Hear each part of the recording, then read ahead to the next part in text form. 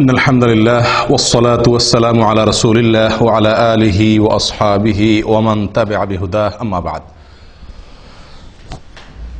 সম্মানিত ভাই ও বন্ধুগণ, আজকের আলোচনার বিষয়বস্তু হলো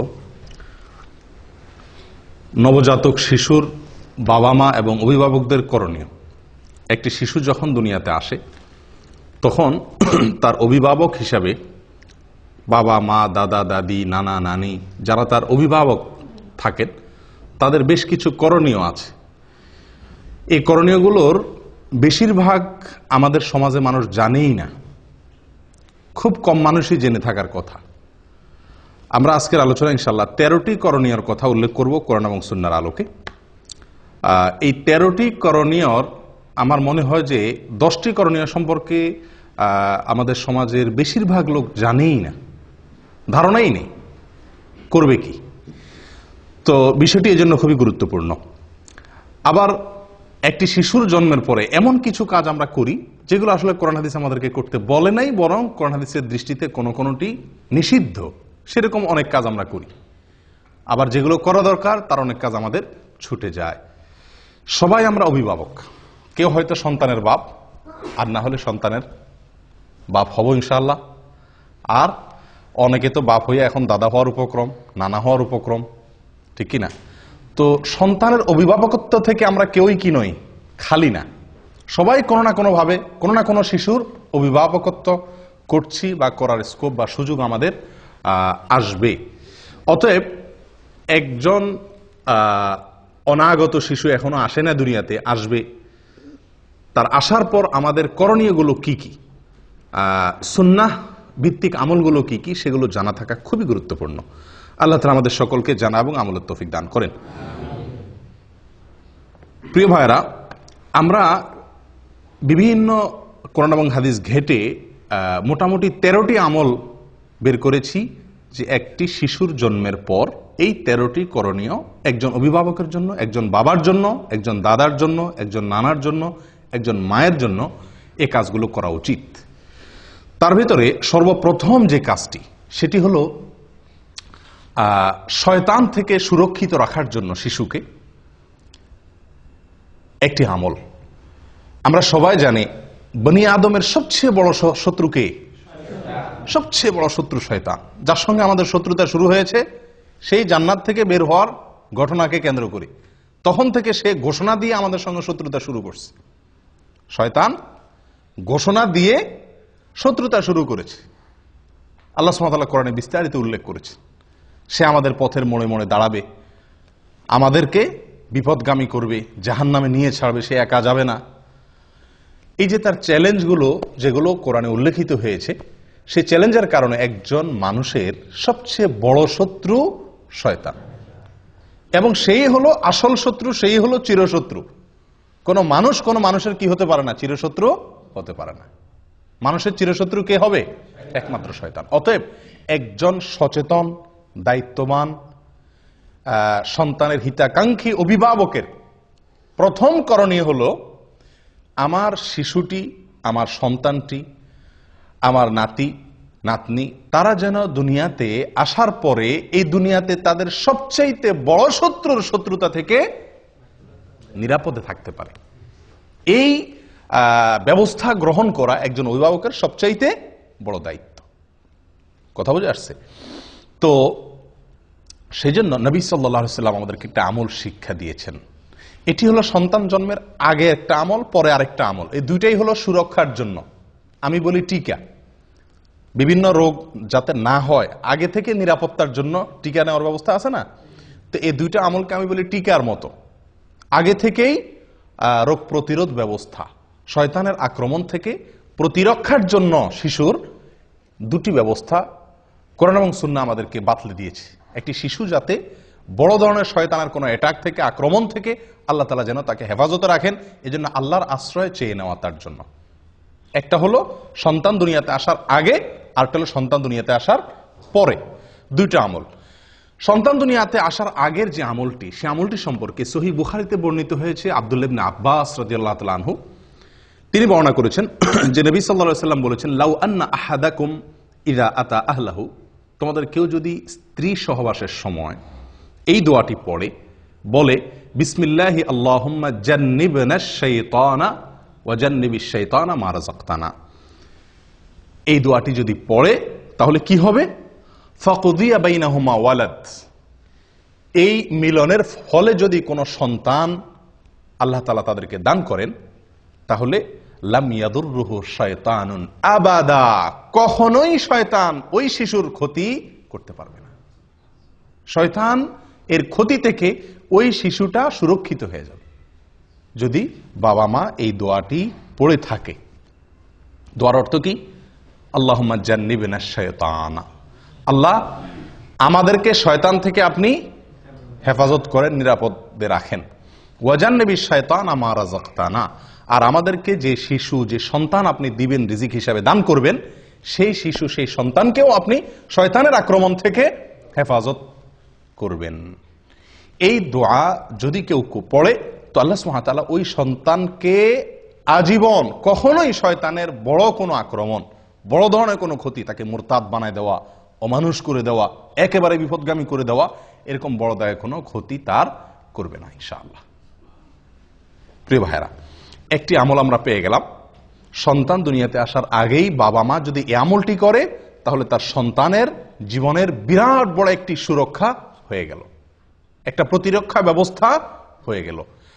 আমল নাম্বার 2, সন্তান জন্মগ্রহণের পরে বাবা মা যেই সন্তানের কাছে থাকবে অথবা দূরে, কাছে হলে বেশি ভালো, কাছে থাকবে বা দূরে, বাবা হোক মা হোক যে কেউ এই আমলটি করবে, আর সবাই মিলে করলে তো সবচেয়ে ভালো।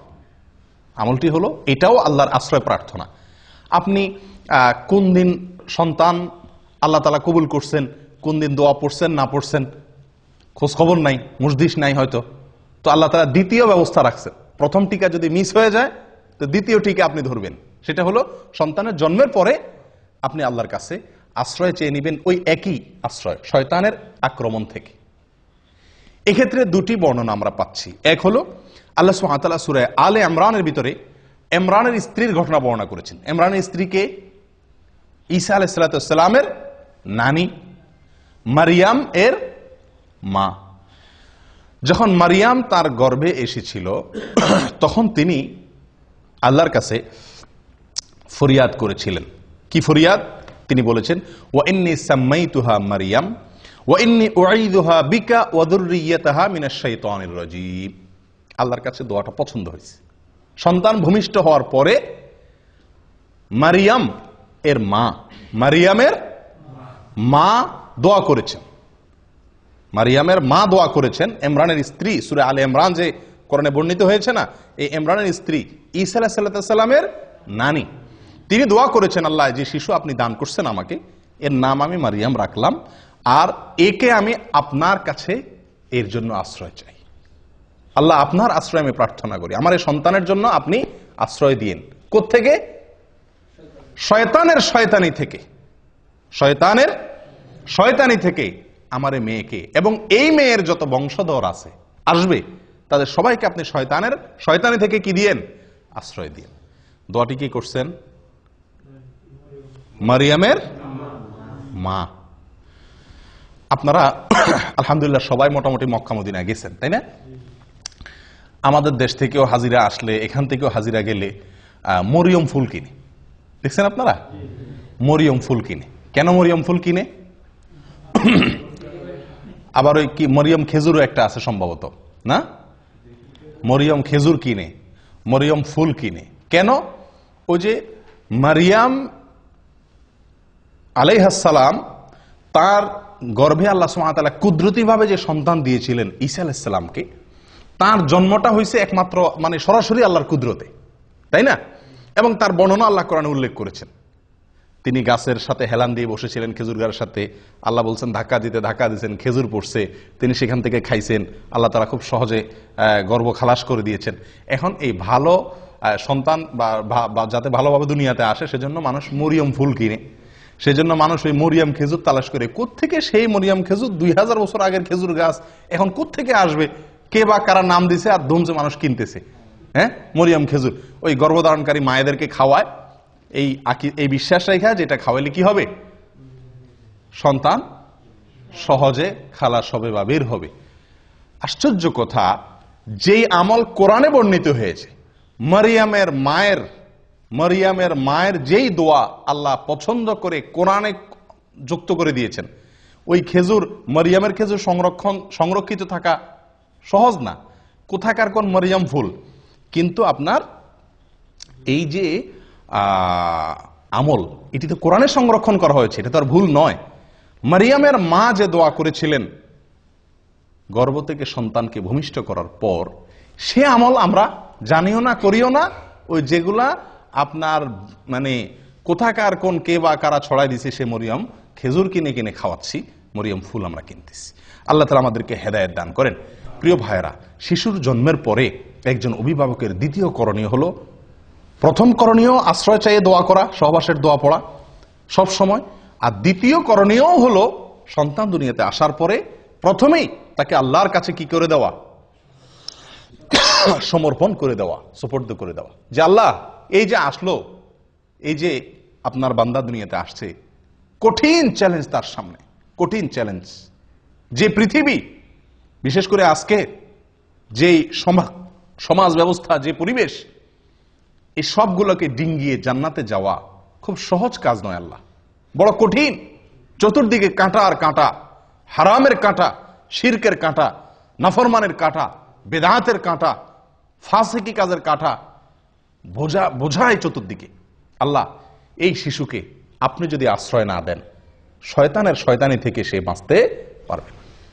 একজন দায়িত্বশীল অভিভাবকের এই জন্য দ্বিতীয় করণীয় হলো এই দোয়াটি পাঠ করা, শয়তানের আশ্রয় থেকে প্রার্থনা করে মারিয়ামের মা যেরকম দোয়া করছেন সেরকম দোয়া করা। নিজের ভাষায় করা যেতে পারে, আল্লাহ আপনি এই শিশুকে আপনি শয়তানের আক্রমণ থেকে, শয়তান যেন তাকে বিপদগামী করতে না পারে, তার ক্ষতি করতে না পারে, তাকে যেন পথ থেকে সরায় দিতে না পারে, সিরাতে মুস্তাকিম থেকে। আল্লাহ, জীবনের প্রথমেই আপনার কাছে আমি এই ভিক্ষা চেয়ে নিচ্ছি, এই প্রার্থনা করে চেয়ে নিচ্ছি। কয়জন করছি আমরা আমলটা? হয়তো শুনছিও প্রথম, ঠিক না?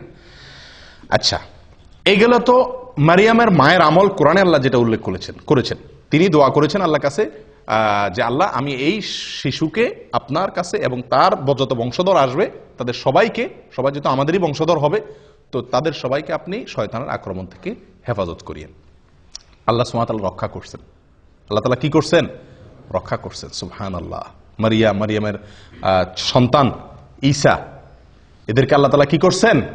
শয়তানের আক্রমণ থেকে রক্ষা করেছেন। কোরআনে তার উল্লেখ আছে, কোরআন এবং সুন্নাতে তার উল্লেখ আছে। শয়তান যে কোনো শিশুর মৃত্যুর পরে একটা অ্যাটাক করে, জন্মের পরে একটা আক্রমণ করে। আল্লাহ সুবহানাহু ওয়া তাআলা সেখান থেকে হেফাজতে রাখেন। বিস্তারিত অনেক আলোচনা এখানে আছে, সেদিকে যাচ্ছি না। এই আমলটার দ্বিতীয় সূত্র নেন নবী সাল্লাল্লাহু আলাইহি সাল্লামের আমল থেকে। এটিও সহিহ বুখারীতে বর্ণিত আছে এবং আব্দুল্লাহ ইবনে আব্বাস রাদিয়াল্লাহু আনহু বর্ণনা করেছেন। নবী সাল্লাল্লাহু আলাইহি সাল্লাম যখন হাসান এবং হোসেন রাদিয়াল্লাহু তাআলা আনহুমার জন্ম হয়েছিল, তার নাতি হাসান এবং হোসেন রাদিয়াল্লাহু তাআলা আনহুমার জন্ম হয়েছিল, তখন তিনি একটা দোয়া পড়ছেন। কি দোয়া পড়ছেন? জন্মের পরে বলতে একেবারে জন্মের পরপরই করছেন এমনটা হাদিস থেকে পরিষ্কার বোঝা যায় না অবশ্য। তাদের জন্য তিনি আশ্রয় প্রার্থনা করতেন, দোয়া করতেন। বুঝা আসছে কথা? কিরকম দোয়া করতেন? দোয়া করতেন এই, উআইযুকুমা বিকালিমাতিল্লাহি তাম্মাহ মিন কুল্লি শাইতানিন ওয়া হাম্মাহ ওয়া মিন কুল্লি আইনিন লাম্মাহ। উআইযুকুমা বিকালিমাতিল্লাহি তাম্মাহ মিন কুল্লি শাইতানিন ওয়া হাম্মাহ ওয়া মিন কুল্লি আইনিন লাম্মাহ। হুবহু এটা পড়া কোনো জরুরি না, উনি দুইজনের জন্য দোয়া করছেন, এর জন্য উআইযুকুমা বলেছেন। এটা জন্মের পরপরই করতে হবে, এটা জরুরি না। বাকি জন্মের পরে যে কোনো সময় শিশুর জন্য এই দোয়াটি করা অভিভাবকের। দোয়াটির অর্থ হলো এই, আমি হে শিশু তোমাকে আল্লাহর আশ্রয় চাই, অথবা হে আল্লাহ আমি আশ্রয় চাই এই শিশুর জন্য আমি আপনার আশ্রয় চাই দুটি বিষয় থেকে। এক হলো শয়তানের আক্রমণ থেকে, যেটা মারিয়ামের মা দোয়া করছিলেন। আরেকটা নবী সাল্লাল্লাহু আলাইহি ওয়াসাল্লাম যোগ করছেন, সেটা কি? বদনজর থেকে। শিশুদের প্রতি একটু বদনজরটা বেশি লাগে, এটাই বাস্তবতা। তো নবী সাল্লাল্লাহু আলাইহি ওয়াসাল্লাম তার নাতি হাসান হোসেনের জন্য দোয়া চেয়ে নিয়েছিলেন, যেন আল্লাহ তাআলা তাদেরকে শয়তান থেকে কি করেন? হেফাজতে রাখেন এবং বদনজর থেকে হেফাজতে রাখেন। তাহলে আমরা দ্বিতীয় আমল পেয়ে গেলাম তো আলহামদুলিল্লাহ, যে সন্তানের জন্মগ্রহণের পরে সুবিধা মতো আল্লাহর কাছে কি চেয়ে নিব? তার জন্য শয়তান থেকে আশ্রয় চেয়ে নেব ইনশাআল্লাহ। করবেন তো আমলটা? আল্লাহ চান তো? আল্লাহ তাআলা তৌফিক দান করেন। 3 নম্বর আমল, 3 নম্বর আমল হলো ভাই, সন্তান জন্মগ্রহণ করার পর সেই সংবাদ যদি আপনার কাছে আসে, সন্তানের জন্মের সংবাদ, সুসংবাদ যদি আপনি পান, তাহলে সেই সুসংবাদ পাওয়ার পরে সর্বপ্রথম কি কথাটা বলবেন? আমরা কি কথাটা বলি আগে সেটা বলেন। যে কোনো সন্তান জন্মগ্রহণের সংবাদ পাইছেন, আপনার সাদিকের হয়েছে, আপনার নিজের হয়েছে, অথবা আপনার ভাইয়ের হয়েছে, হ্যাঁ, কারোর হয়েছে, প্রথম প্রশ্নটা কি হয়? ছেলে না মেয়ে, ঠিক কিনা? যদি সংবাদদাতা না বলে ছেলে হয়েছে না মেয়ে হয়েছে, যদি বলে যে ভাই আমার তো আল্লাহ একটা সন্তান দিছে, তো প্রথম আমরা প্রশ্ন করি কি, ছেলে না মেয়ে। তো এটা বিরাট একটা আমাদের জন্য সংশোধনী। আদাবুল মুফরাদ, ইমাম বুখারী রাহিমাহুল্লাহ লিখিত একটি কিতাব, এখানে সহিহ সূত্রে বর্ণিত একটি হাদিসে আসছে, কাসির ইবনে উবাইদ বলেন যে আয়েশা রাদিয়াল্লাহু তাআলা আনহা তার কাছে যে কোনো সন্তান জন্মের সংবাদ আসলে, যে কেউ মদিনাতে কারোর সন্তান হয়েছে, খবরটা ওনার কাছে আসছে, আমাদের আয়েশা রাদিয়াল্লাহু তাআলার কাছে, ওনার কাছে সংবাদ আসার সঙ্গে সঙ্গে উনি কখনো জিজ্ঞেস করতেন না ছেলে নাকি মেয়ে। উনি জিজ্ঞেস করতেন একটা কথা, অবশ্য কি জিজ্ঞাসা করতেন? খুলিকা সাওয়িয়া, অর্থাৎ যে শিশুটি আসছে সে ঠিকঠাক আছে তো, বিকলাঙ্গ না তো, হাত পা সব অঙ্গ প্রত্যঙ্গ সব ঠিক আছে তো? যদি বলা হতো নাম, তিনি বলতেন আলহামদুলিল্লাহি রাব্বিল আলামিন। আমলটি কার ভাই? আয়েশা রাদিয়াল্লাহু আনহা, যিনি শিখেছেন নবী সাল্লাল্লাহু আলাইহি সাল্লাম থেকে সবচাইতে বেশি, সবচাইতে সরাসরি কাছে থেকে দেখে, এটা তার আমল ছিল।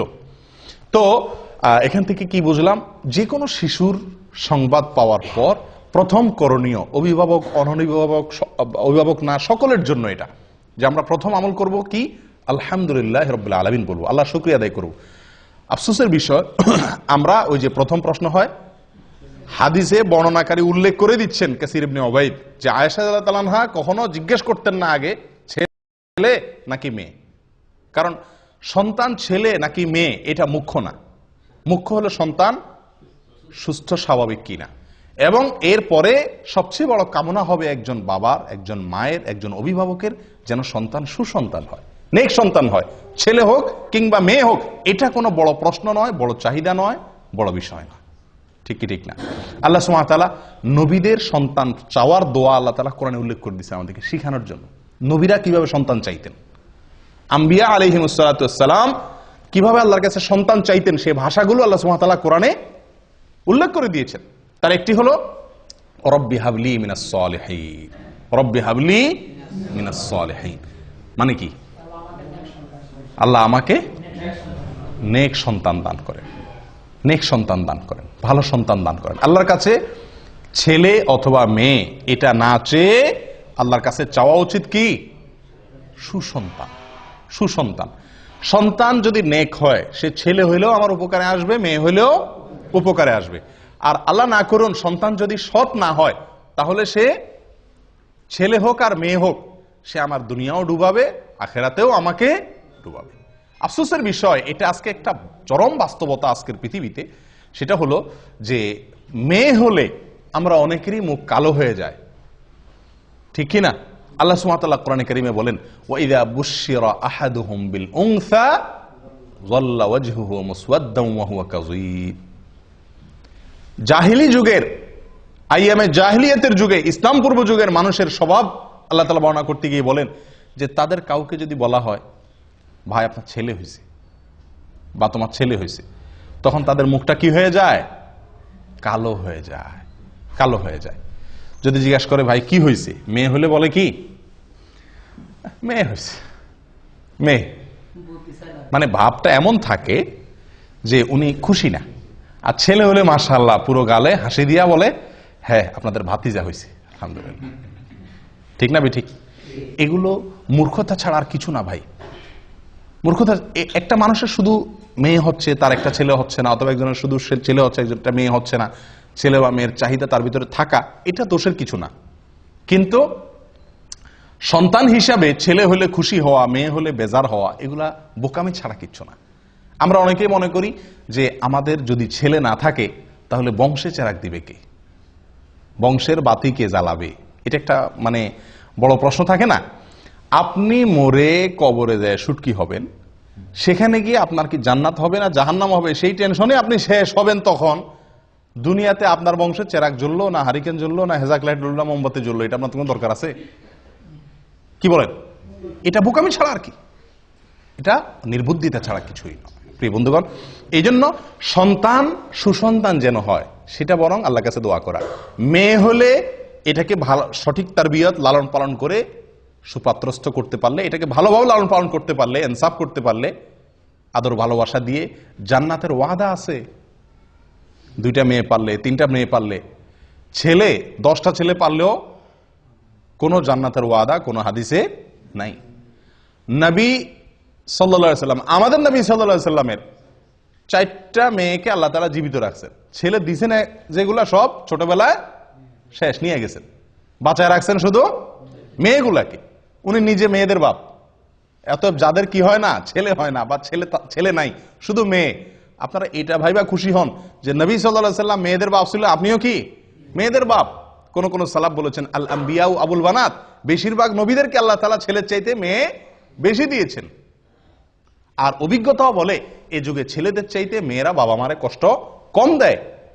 ছেলেরা বাপ মার মুখ যত বেশি চুনকালি দেয়, মেয়েরা ততটা দেয় না। মেয়েরা যতটা ভালোবাসে বাবা মাকে, ছেলেদের ভালোবাসা ততটা পাওয়া যায় না। মেয়েরা সব সময় স্বামীর সাথে ঝগড়া করে বাপ মার পক্ষ হয়ে, আর ছেলেরা বাপ মার সাথে ঝগড়া করে বউয়ের পক্ষ হয়ে। ঠিক না বেঠিক? এর মানে এই না যে আমি বলতেছি ছেলে খারাপ মেয়েই ভালো সব, বাকি বেশিরভাগ ঘটনা এরকম ঘটে থাকে। অতএব জন্মের পরে প্রথম কথা হবে আল্লাহর কাছে শুকরিয়া আদায় করা। ছেলে হইছে নাকি মেয়ে হইছে এই সমস্ত নিয়ে মুখ কালাকালি করা, এটা এক ধরনের কুফরি, এক ধরনের আল্লাহর নেয়ামতকে কি করা, ডিনাই করা, অস্বীকার করা। এটা উচিত নয়। আল্লাহ তাআলা আমাদেরকে সঠিকটা বোঝার তৌফিক দান করেন। তাহলে 3 নম্বর আমল হলো সন্তান জন্মের সংবাদ শোনার পরে, এটা শুধু অভিভাবকের জন্য না, সকলের জন্য প্রথম কাজ হলো কি করা, শোনার পরে আল্লাহর শুকর আদায় করা, আলহামদুলিল্লাহি রাব্বিল আলামিন বা আলহামদুলিল্লাহ। 4 নম্বর আমল, নবজাতক শিশু দুনিয়াতে আসার পরে তার কানে আজান দেওয়া। কি দেওয়া? কানে আজান দেওয়া। কানে আজান দেওয়া এটি একটি আমল। কয়জনে আপনাদের শিশুর জন্মের পরে আজান দেওয়ার ব্যবস্থা করছিলেন? এখানে হাত তোলেন তো দেখি। মাশাআল্লাহ। বাহিরে আজান দিল, এটা সঠিক হলো না। কানে আজান দিতে হবে। কানে আজান দেওয়া মানে আবার কি না, কানে মাইক ধরে আজান দেওয়া না। ছোট বাচ্চা তো মারাই যাবে, তাহলে অ্যাক্সিডেন্ট হবে। আজান দেওয়া বলতে কানের আজানের বাক্যগুলো তাকে কেউ ধরলো আপনার কোলে রেখে সামনে, তার কান বরাবর নিয়ে আপনি কি করলেন, আজানের বাক্যগুলা শুনায় দিলেন তাকে। এখানে চিৎকার করে করে জোর করে করে তার কানের কাছে মুখ নিয়ে কি নেওয়া না, আজান দেওয়া না। আজানের বাক্যগুলো তার কানে শুনিয়ে দেওয়া। তাকে প্রথম এই আল্লাহর জমিনে আসার পরে আল্লাহর কালিমা, সালাতের আহ্বান তার কানে পৌঁছে দেওয়া, এবং এর একটা প্রভাব তার জীবনে ফলবে ইনশাআল্লাহ। কথা বুঝে আসছে ভাই? আবু রাফি রাদিয়াল্লাহু তাআলা আনহু তিনি বর্ণনা করেছেন। কে? আবু রাফি রাদিয়াল্লাহু তাআলা আনহু তিনি বর্ণনা করেছেন, যেটি মুসনাদে আহমদে এসেছে, সুনানে তিরমিজিতে এসেছে, এবং ইমাম তিরমিজি রাহিমাহুল্লাহ হাদিসটিকে হাসান সহিহ বলে মন্তব্য করেছেন। কি আবু রাফি রাদিয়াল্লাহু তাআলা বলেন, রাআইতু রাসূলুল্লাহি সাল্লাল্লাহু আলাইহি ওয়াসাল্লাম আযানা ফি উযুনিল হাসানি হিনা ওয়ালাদাতু ফাতিমা বিসসালাহ। তিনি বলেন আমি নবী সাল্লাল্লাহু আলাইহি ওয়াসাল্লামকে দেখেছি, আমি নিজে দেখেছি, তিনি ফাতিমা রাদিয়াল্লাহু তাআলা আনহার ছেলে হাসানের জন্মের পরে তার কানে আজান দিয়েছেন। ঠিক নামাজের যে আজান হুবহু সেরকম আজান তিনি তার নাতি হাসান রাদিয়াল্লাহু তাআলার কানে দিয়েছেন। তাহলে এটা একটা আমল পাইলাম কি পাইলাম না? আজান দেওয়া। অনেকে বলেন বাম কানে একামত দেওয়া, ডান কানে আজান দেওয়া, বাম কানে। ডান কানে আজান দেওয়া তো নবী সাল্লাল্লাহু আলাইহি ওয়াসাল্লামের আমল থেকে সাবেত হলো, যদিও কেউ কেউ এটা নিয়েও এর সনদ নিয়ে অনেকে মন্তব্য করেছেন, কিন্তু আমার কাছে বিশুদ্ধ মনে হয় আজান দেওয়াটাই সুন্নাত, এই হাদিস দ্বারা যেহেতু সাবেত হয়েছে। বাম কানে একামত দেওয়া এটা কতটুকু প্রমাণিত? আমাদের সমাজে বাম কানেও একামত দেওয়ার কি আছে, রেওয়াজ বা সিস্টেম চালু আছে। তো এটা একেবারে ভিত্তিহীন না। এক্ষেত্রে 3টা হাদিস পাওয়া যায়। একটা হাদিস যেটা পাওয়া যায় সেটাকে জাল বলেছেন মুহাদ্দিসিন ইকরাম অনেকে, হাদিসটি ভিত্তিহীন। আরেকটাকে জয়ীব বলেছেন, যেটা সুনানে বাইহাকিতে বর্ণিত হয়েছে। আর আরেকটা হাদিস আছে যেটা নবী সাল্লাল্লাহু আলাইহি ওয়াসাল্লাম থেকে না, কোনো সাহাবী থেকেও না, একজন তাবী ওমর ইবনে আব্দুল আজিজ রাহিমাহুল্লাহ, ওনার থেকে বর্ণিত। ওমর ইবনে আব্দুল আজিজ ইসলামের খুব নামকরা একজন খলিফাদের, 4 খলিফার পরেই বলা হয় পঞ্চম খলিফা বলা হয়, অর্থাৎ খুব মানে সুশাসনের জন্য পৃথিবীর ইতিহাসে, মুসলমানদের গৌরবোজ্জ্বল ইতিহাসে যাদের নাম স্বর্ণের অক্ষরে লেখার মতো, তাদের মধ্যে অন্যতম হলেন ওমর ইবনে আব্দুল আজিজ রহমতুল্লাহ আলাইহি। ওনার থেকে বর্ণিত হয়েছে যে উনি বা শিশুর জন্মের পরে ডান কানে আজান দিতেন, বাম কানে একামত দিতেন। কিন্তু এই যে ওনার থেকে বর্ণিত হয়েছে, এটারও কোনো সনদ ছাড়াই অনেক সালাফ উল্লেখ করেছেন। যাই হোক, এই বিষয়টা এই জন্য এত বেশি মজবুতির সাথে প্রমাণিত নয়। এটি বগবীতে, তাফসীর বগবীতে আছে এবং অন্যান্য কিতাবে উল্লেখ আছে। তাহলে ডান কানে আজান দেওয়া, কানে আজান দেওয়া, এটা প্রমাণিত হলো। কয় নম্বর আমল গেল? 4 নম্বর আমল গেল। আমল নম্বর 5, পিতা সন্তানের জন্য কল্যাণের দোয়া করা, বরকতের দোয়া করা, বিভিন্ন জিনিস দোয়া করা। সারা জীবন তো দোয়া করবেনই, কিন্তু শিশুর জন্মের পরে শুরুর দিকে আল্লাহর কাছে কি করবেন? তার জন্য কিছু জিনিস চেয়ে নেবেন। খুব গুরুত্বপূর্ণ একটা আমল। এই আমলটি আদাবুল মুফরাদের ভিতরে আসছে, বিশুদ্ধ সূত্রে বর্ণিত। একজন সাহাবী মুআবিয়া ইবনে কুররাহ রাদিয়াল্লাহু তাআলা আনহু, মুআবিয়া ইবনে কুররাহ রাদিয়াল্লাহু তাআলা আনহু, তিনি বলেন, আমার ছেলে ইয়াস এর জন্ম যখন হয়েছিল, তো এলাকার যে সমস্ত সাহাবীরা আছেন, সিনিয়র সাহাবীরা, তারা আমার বাসায় আসছেন, তাদেরকে আমি মেহমানদারি করছি। সন্তান হয়েছে, বাসায় আসছেন আশপাশের পাড়ার লোকজন, সাহাবীরা। তো তারা এসে শিশুর জন্য কি করছেন? অনেক দোয়া করছেন তাদের মতো করে। আছে না যে মানুষ আসলে নবজাতক শিশু, নতুন শিশুর জন্য দোয়া করে, তো ওনারা তার মতো করে, যার মতো করে শিশুর জন্য কি করছেন? আল্লাহ তারা এই করো, সে করো, অনেক দোয়া করে দিয়েছেন। তো বাবা হিসাবে মুআবিয়া ইবনে কুররাহ রাদিয়াল্লাহু তাআলা আনহু, তার মনের ভিতরে একটু খুঁতমুতে ভাব রয়ে গেছে যে ওনারা দোয়া করছেন, কিছু জিনিস আল্লাহর কাছে চাইছেন, ঠিক আছে, কিন্তু আমার বিশেষ কিছু চাওয়া আছে ছেলেকে দিয়ে, আমার কিছু টার্গেট আছে, আমারও কিছু চাওয়া আছে, কিন্তু সেগুলো ওনারা বলেন নাই। তো তিনি তাদেরকে লক্ষ্য করে বলছেন যে বারাকাল্লাহু লাকুম ফীমা দাআউতুম, আপনারা যে আমার শিশুটার জন্য, ছেলেটার জন্য, ইয়াসের জন্য দোয়া করে দিয়েছেন, এই জন্য আল্লাহ আপনাদের বরকত দান করুক। তবে আমার কিছু দোয়া আছে, আমি এখন একটু বলবো, আপনারা সাথে একটু কি বলেন? আমিন বলেন। তখন তিনি বলেন যে আমি কয়েকটা দোয়া তখন করছি আমার শিশুর জন্য, তার যেন সে দিনদার হয়, মুত্তাকি ফরজগার হয়, তার যেন ব্রেন ভালো হয়, মেধাবী হয়, এরকম কয়েকটা দোয়া করছি। এই দোয়া করার পরে ওনার সাথে আমিন বলছেন। মুআবিয়া ইবনে কুররাহ রাদিয়াল্লাহু তাআলা বলেন যে আমি এই শিশুর বড় হওয়ার পরে, আমার ছেলে যখন বড় হয়েছে, তো এর ভিতরে আমি ওই যে দোয়া তার জন্য করছিলাম, আমি লক্ষ্য করে দেখছি তে প্রত্যেকটি দোয়া খেটে গেছে এবং তার জীবনে ফলে গেছে, আমি দেখছি। তাহলে বাবা হিসাবে একজন সাহাবীর আমল পাইলাম যে উনি বাবা হিসাবে সন্তানের জন্য কি করছেন? বিভিন্ন জিনিস আল্লাহর কাছে শুরুতেই চেয়ে নিয়েছেন। কয় নম্বর আমল গেল? 5 নম্বর। আমল নম্বর 6, তাহনিক করা। কি করা ভাই? তাহনিক। তাহনিক করছেন আপনারা কেউ শিশুর জন্য? কজন তাহনিক করছেন বলেন? হয়তো নামই শুনছেন প্রথম, ঠিক না? এটি একটি আমল, এটি একটি আমল এবং সুন্নাত। এটি বিলুপ্ত আমলগুলোর মধ্য থেকে একটি আমল। তাহনিক হলো শিশুর জন্মের পরে তার মুখে প্রথম খাবার হিসাবে মায়ের বুকের শাল দুধ খাবে, ওটা তো ঠিক আছেই। আর এর বাইরে খেজুর চাবায়া মুখের লালাতে হালকা ভেজার পরে তার মুখে একটু দেওয়া, যাতে করে রসটা যায় তার মুখে, সে যাতে চেটে খেতে পারে, বাস এরকম করে। আবার খেজুর বা খেজুরের কোনো অংশ দিলে তো গলা আটকিবে, ছেলে বাচ্চার জন্য কষ্ট হবে, ক্ষতি হবে, সেটা না। মুখের ভিতরে চাবায়া ওইটাকে ভিজায়া তার মুখে দেওয়া, যাতে করে সে শুধু রসটুকু, সামান্য একটু রস চেটে নিতে পারে, খেতে পারে। এটাকে বলা হয় তাহনিক। আয়েশা রাদিয়াল্লাহু তাআলা আনহা বলেন, সহিহ মুসলিমে বর্ণিত আছে, নবী সাল্লাল্লাহু আলাইহি সাল্লামের যুগে যত শিশুর জন্ম হতো সবাই তার কাছে নিয়ে আসতেন, আনলে তিনি ওই শিশুর জন্য দোয়া করতেন বরকতের, এবং যেদিন হয়তো সেদিনই সাধারণত আপনার, এবং তার জন্য কি করতেন? তাহনিক করে দিতেন। কি করে দিতেন? তাহনিক করে দিতেন। কে? নবী সাল্লাল্লাহু আলাইহি সাল্লাম। তাহলে বোঝা গেল আমলটা নবী সাল্লাল্লাহু আলাইহি সাল্লাম থেকে প্রমাণিত এবং এটা সুন্নাত। এখন একটা কথা হলো, আমাদের যুগে তো কি নাই? নবী সাল্লাল্লাহু আলাইহি সাল্লাম নাই। তাহলে আমাদের শিশুর তাহনিক কে করাবে? খেজুর দিয়ে তার তাহনিকটা কে করাবে? তো এটা নিয়ে অনেক ওলামায়ে কেরাম বলেন, আপনার যুগে যে কোনো নেককার, পরহেজগার, মুত্তাকি, ইমাম সাহেব, কোনো আলেম, কোনো ভালো মানুষ তার কাছে নিয়ে যাবেন, তাকে দিয়ে তাহনিক করাবেন। বুঝে আসছে কথা? অন্য অনেক ওলামায়ে কেরাম বলেন না, নবী সাল্লাল্লাহু আলাইহি সাল্লাম তাহনিক করেছেন, ওনার পরে কোনো সাহাবীর কাছে আর কেউ নিয়ে গেছেন বলে খুব একটা প্রমাণ হয় না। অতএব অন্য কারোর কাছে নেওয়া জরুরি না। বাপ মা, দাদা দাদি, নানা নানি যারাই থাকবেন আশেপাশে তারাই কি করে দিবেন? তাহনিক করে দিবেন। এটা সুন্নাত। তাহলে এই তাহনিকের যে আমলটা, এই আমলটাও আমাদের সমাজ থেকে একেবারেই প্রায় বিদায় হয়ে গেছে বললে ভুল হবে, এটা তো নাই। একটা হলো আগে থেকে ছিল, এখন নাই। এটা একান্ত আলেম ওলামা ছাড়া খুব কম মানুষই করেন। আলহামদুলিল্লাহ আমার 3 সন্তানের সময় আমি তাহনিক করেছি।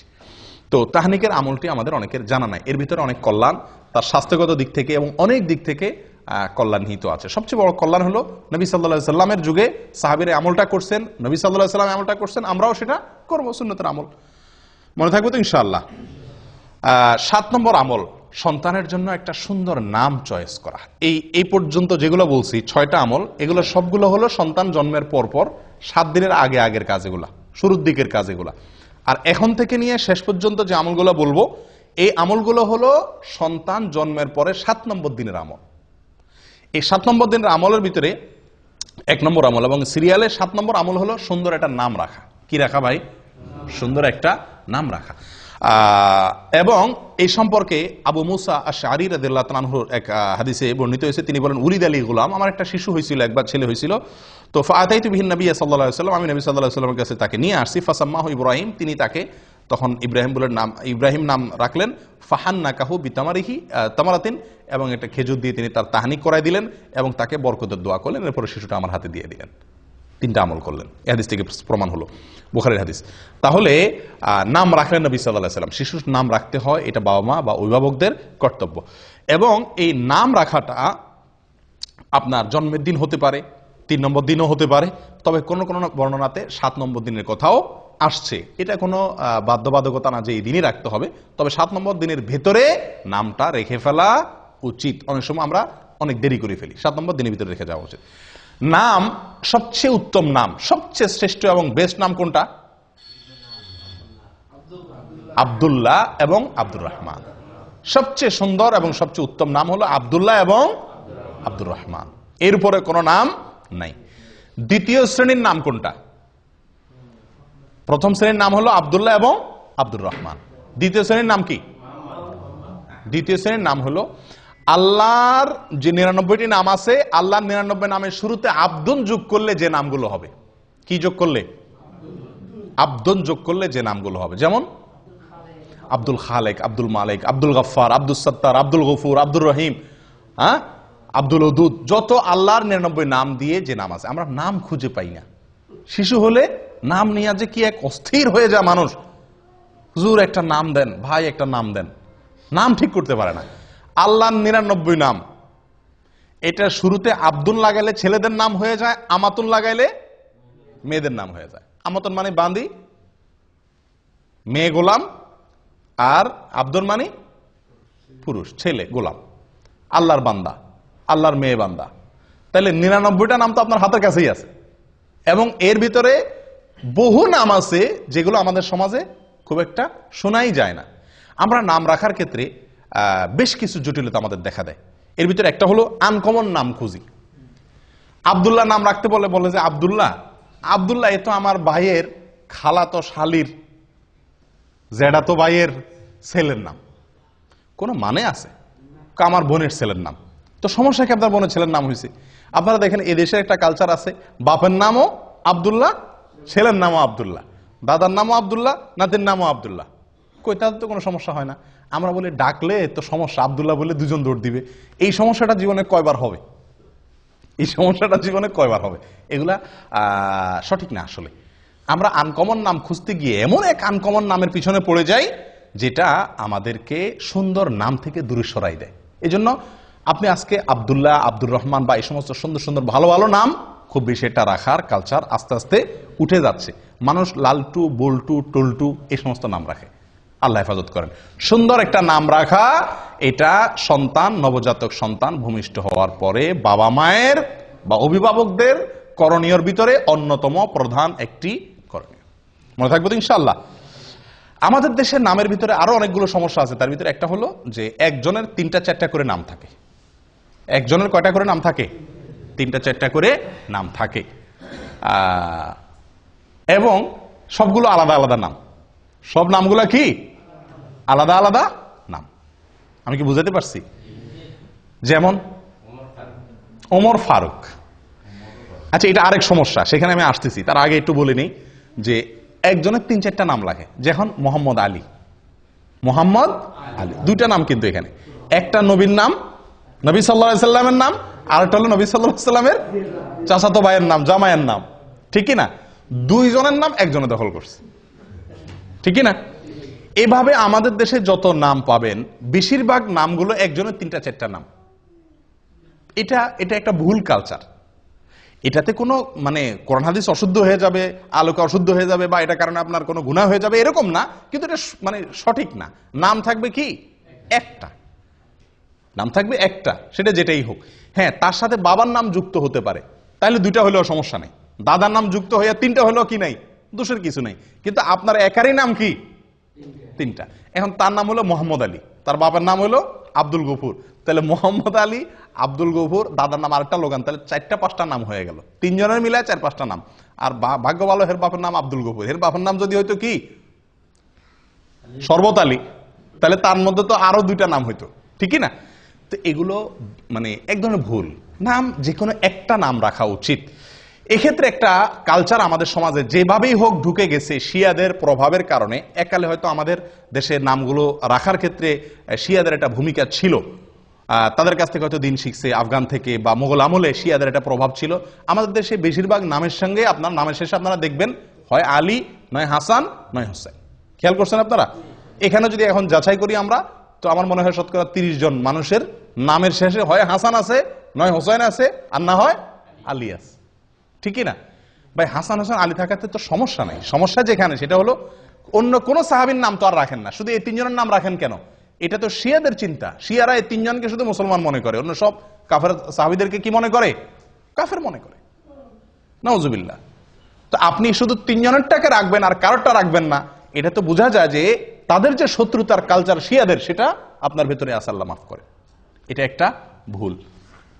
অতএব আপনি যদি মোহাব্বত করে সাহাবীর নামকে রাখতে চান, তো নামের ক্ষেত্রে তো ওই যে আল্লাহর নাম শুরুতে আব্দুল লাগায় রাখা, এটা এই ক্লাসের নাম। 2 নম্বর হলো নবীদের নাম, 3 নম্বর হলো সাহাবীদের নাম। যে কোনো সাহাবীর নাম আপনি কি করেন? রাখেন, সুন্দর। আলী রাখেন, ওমর রাখেন, আবু বকর রাখেন, কোনো অসুবিধা নাই।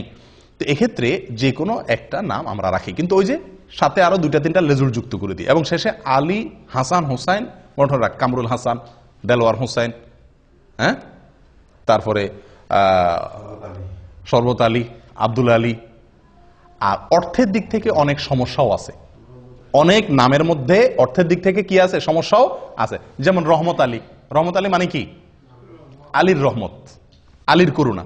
এ তো শিয়ারা আলী রাদিয়াল্লাহু আল্লাহর জায়গা দেয়, এই জন্য আল্লাহর আলীর রহমতে তারা সন্তান পাইছে, দেখে সন্তানের নাম রাখে আলীর রহমতে সন্তান পাইছি। আমরা তো এটা বলতে পারি না। হ্যাঁ, আল্লাহ সুবহানাহু ওয়া তাআলার গুণবাচক নামের ভিতরে একটা হলো আলী। আপনি সেই দৃষ্টিকোণ থেকে রাখলে সেটা ঠিক আছে, কিন্তু মানুষ আসলে বুঝেও না কি রাখে, এটা একটা সমস্যা। আরেকটা সমস্যা হলো যেটা উনি বলছেন, ওমর ফারুক। এখানে ফারুক এটা হলো ওমর রাদিয়াল্লাহু তাআলার একটা কি, একটা উপাধি। এটা শুধু ওনার জন্য খাস। আপনি ওমর ফারুক কোন ইয়ের জন্য আপনার সন্তানের জন্য রাখলে সেটা কি হলো না, এটা খাটলো না। আপনি যদি রাখতে চান ওমর রাদিয়াল্লাহু তাআলাকে মহব্বত করে, তা আপনি ওমর রাখেন, কিন্তু ওনার উপাধি আপনার সন্তানের জন্য আপনি জুড়ে দিবেন, এটা সঠিক না। ঠিক একইভাবে আবু বকর সিদ্দিক নাম বেশিরভাগ মানুষ এভাবে রাখে না, ওসমান গনি, ওসমান গনি এভাবে রাখে। তো এরকম আরো বহু সাহাবী আছেন, আবু আইয়ুব আনসারী, এভাবে যুক্ত করে সাহাবীদের নামের সঙ্গে তাদের যে আলাদা পরিচয় আছে ওইটাও আবার যুক্ত করে। ভাই কারোর পরিচয় কেউ কি করতে পারে না, গ্রহণ করতে পারে না, ওইটাকে আলাদা নাম হিসাবে নেন, ঠিক আছে। আপনি কথার কথা মরহুম শেখ মুজিবকে আপনি খুব মহব্বত করেন, আছে না অনেক লোক যে শেখ মুজিবকে মহব্বত করেন দেখে তার নামে সন্তানের কি করেন, নামকরণ করেন। তো মরহুম শেখ মুজিবকে মহব্বত করে আপনি ছেলের নাম যদি মুজিবুর রহমান রাখেন, আপনারা কেউ বাধা দিবে? কিন্তু আপনি যদি ছেলের নাম রাখেন বঙ্গবন্ধু মুজিবুর রহমান, তাহলে মানুষ আসবে না? এটা তো খাটলো না। বঙ্গবন্ধু তো ওনার টাইটেল, এটা তো আর কারোর জন্য আসবে না, নামটা সবার জন্য আসতে পারে। ঠিক একইভাবে আরো যে সমস্ত রাজনৈতিক নেতা আছেন, অন্যান্যরা আছেন, সব ক্ষেত্রে প্রযোজ্য হবে, ঠিক না ভাই? ঠিক। অতএব এগুলো একটা ভুল। যাই হোক, সুন্দর, অর্থবহ, অর্থের দিক থেকে কোনো খারাপ কিছু নাই এরকম নাম রাখা সবচেয়ে বেস্ট। আল্লাহর নামকে জুড়ে রাখা। 2, নবীদের নাম রাখা। 3, সাহাবীদের নাম রাখা। আফসোসের বিষয়, এই 3 শ্রেণীর কোনোটার ব্যাপারে আগ্রহ নাই। আমাদের কাছে যত মানুষ নাম চাইতে আসে, বেশিরভাগ মানুষ বলে আনকমন নাম দেন, 2 অক্ষরের নাম দেন। ওই যে টালটু বল্টু যেগুলো শুনে নাই কোনোদিন, এরকম নাম চায়, যে নাম কোথাও নাই আশপাশে, এরকম নাম চায়। একটা লোক বড় না, সবচেয়ে সুন্দর অর্থবহ নাম দেন আমাকে। আল্লাহ তাআলা আমাদেরকে তৌফিক দান করেন আমলের। সময়ত ভাইরা, নামের আমল চলে গেল 7 নম্বর। 8 নম্বর আমল আকিকা করা। কি করা? আকিকা করা। শিশুর জন্মের পরে আকিকা, এটি গুরুত্বপূর্ণ একটি আমল। আকিকা সর্বোচ্চ সুন্নত, এর উপরে না। ফরজ ওয়াজিব অবশ্যই না। এটার সর্বোচ্চ গুরুত্ব হলো কি পর্যন্ত? সুন্নত পর্যন্ত। অনেকে মুবাহ বলছেন, অর্থাৎ জায়েজ। যাই হোক, আকিকা শব্দের অর্থ হলো কাটা। আক্কা ইয়াউক্ক শব্দের অর্থ কি? কাটা। তো আকিকারে কাটা কেন বলা হয়? কারণ ওই দিন ছাগল জবা হয়, কাটা হয়। অথবা কেউ কেউ বলছেন যে ওই দিন বাচ্চার চুল কাটা হয়, সেজন্য ওই দিনের জবাইয়ের নামও হয়ে গেছে কি? কাটার জবাই, অর্থাৎ কাটার দিনের জবাই, নামই হয়ে গেছে আকিকা, মানে কাটা। আচ্ছা, আকিকা সম্পর্কে নবী সাল্লাল্লাহু আলাইহি সাল্লাম থেকে অনেক হাদিস পাওয়া যায়, বহু হাদিস পাওয়া যায়। তার সবগুলো তো আমরা বলতে পারবো না। এর ভিতরে একটা হলো আব্দুল্লাহ ইবনে আব্বাস রাদিয়াল্লাহু তাআলা আনহু থেকে বর্ণিত, সুনানে নাসাঈর ভিতরে আসছে। তিনি বলেন, নবী সাল্লাল্লাহু আলাইহি সাল্লাম তার নাতি হাসান এবং হোসেন রাদিয়াল্লাহু তাআলা আনহুমার জন্মের পরে তিনি 2টি করে মেষ জবাই করেছিলেন। কে? নবী সাল্লাল্লাহু আলাইহি সাল্লাম। এবং তিনি নির্দেশ করেছেন, ইবনে মাজাহ এর হাদিসে আসছে, আয়েশা রাদিয়াল্লাহু তাআলা বলেন, আমারানা রাসূলুল্লাহ সাল্লাল্লাহু আলাইহি সাল্লাম, আমাদেরকে নবী সাল্লাল্লাহু আলাইহি সাল্লাম নির্দেশ করেছেন, আন্নাউ কানিল গোলামে শাতাইনে, যে ছেলে হলে যেন 2টা ছাগল আমরা আকিকা হিসাবে জবাই করি, ও আনিল জারিয়াতে 7, আর মেয়ে হলে 1টা ছাগল যেন জবাই করি। তাহলে এই হাদিসগুলো দ্বারা বোঝা গেল যে আকিকা করা নবী সাল্লাল্লাহু আলাইহি সাল্লামের একটি আমল, সুন্নাত। তাহলে এটা আমরা করার চেষ্টা করব ইনশাআল্লাহ বিইذনিল্লাহ। আকিকার ক্ষেত্রে প্রথম কথা হলো আকিকার সময়সীমা। কোন সময় করতে হবে? 7 নম্বর দিনে। 7 নম্বর দিন কোনটা? অনেকে ভুল বুঝেন। সন্তান জন্ম হয়েছে যেদিন, ওই দিনের পরে 7 দিন পরে না। অনেকে জন্ম হওয়ার পরে 7 দিন পরে করে, 7 দিন পরে না, 6 দিন পরে, 7 নম্বর দিনে। আর সহজ হবে বোঝার জন্য, যেই দিনে সন্তান জন্মগ্রহণ করে, যেই বারে জন্মগ্রহণ করে, পরের সপ্তাহ তার আগের দিন। রবিবারে জন্মগ্রহণ করলো, তাহলে 7 নম্বর দিন কি বারে হবে? শনিবার হবে। সোমবার না, সোমবার তো আরো পরে হবে, শনিবার হবে। রবিবারে হলে রবি, সোম, মঙ্গল, বুধ, বৃহস্পতি, শুক্র, শনি। 7 নম্বর দিন হবে শনিবার। সোমবারে জন্মগ্রহণ করলে আকিকা হবে কি বারে? রবিবারে। শুক্রবারে জন্মগ্রহণ করলে আকিকা হবে বৃহস্পতিবারে। এ হলো আকিকার সময়, 7 নম্বর দিন। তবে বুরাইদা রাদিয়াল্লাহু তাআলা আনহু থেকে বর্ণিত এক হাদিসে আসছে, যেটি বাইহাকিতে বিশুদ্ধ সূত্রে বর্ণিত হয়েছে, যে নবী সাল্লাল্লাহু আলাইহি সাল্লাম বলেছেন, আল আকিকাতু তুযবাহু লি7 আও লি14 আও লি21। আকিকার পশু জবাই করতে হবে 7 নম্বর দিনে, অথবা অপশন আছে, দ্বিতীয় সুযোগ আছে, সেটা হলো 14 নম্বর দিনে, অথবা 3 নম্বর সুযোগ আছে 21 নম্বর দিনে। এই তিনটাই এই হাদিস দ্বারা বোঝা গেল সুন্নাত। তবে 1 নম্বরের সুন্নাত হলো, ফার্স্ট ক্লাসের সুন্নাত হলো 7 নম্বর দিনে করতে পারলে উত্তম, আর না হলে 14 বা 21 নম্বর দিনের আরো 2টা স্টেশন আছে, সেগুলো ধরতে পারেন। কিন্তু যদি এই 3 দিনের কোনো দিন আপনি করতে না পারেন, তাহলে সুযোগ আছে পরবর্তীতে যে কোনো সময় করার, কিন্তু এই 3 দিনে বা বিশেষ করে 7 নম্বর দিনে করা উত্তম। এখন একটা প্রশ্ন আসে, মেয়েদের জন্য আকিকার পশু জবাই করতে হবে 1টা, ছেলেদের জন্য হলো 2টা। কেন? এটা কিছুটা বৈষম্য মনে হয় না? বিশেষ করে আজকের নারীবাদীর যে জোয়ার চলতেছে, নারীবাদের জোয়ারে তো এটা বড় প্রশ্ন। ছেলে হয়েছে দেখি কি খুশি দেখা ইসলাম 2টা করতে বলছে, মেয়েদের বেলা 1টা কেন? হ্যাঁ, একজন মুসলিমের সবচেয়ে বড় উত্তর হলো এক্ষেত্রে, আমরা নবী সাল্লাল্লাহু আলাইহি সাল্লাম এর অনুসরণ করার জন্য আল্লাহ নির্দেশ করেছেন। উনি বলেছেন, সেটা আমান্না সাল্লাম না, আমরা মেনে নিয়েছি। যুক্তি খুঁজে আমল করা, এটার নাম কি নয়? ইসলাম নয়। যারা যুক্তি ছাড়া আমল করে না, বিশ্বাস করে না, তারা মুসলিম না। তারা কি না? যুক্তি ছাড়া বুঝে না। তার আগে যুক্তি দিতে হবে তারে, প্রত্যেকটা কাজ তারপরে সেই করবে। তাহলে এটারে কি বলে না? ইসলাম গ্রহণ বলে না। পৃথিবীতে যখন মানুষ জাহান্নামে যাবে, তখন সবাই ইমানদার হয়ে যাবে। জাহান্নামে যাওয়ার আগে কি হয়ে যাবে? ইমানদার হয়ে। একটা মজার কথা আছে, রসিকতা করে, ধাঁধা আর কি, যে কোন বেঈমান জাহান্নামে যাবে না, কোন বেঈমান জাহান্নামে যাবে না। মানে কি? কোন কাফের কি যাবে না জাহান্নামে?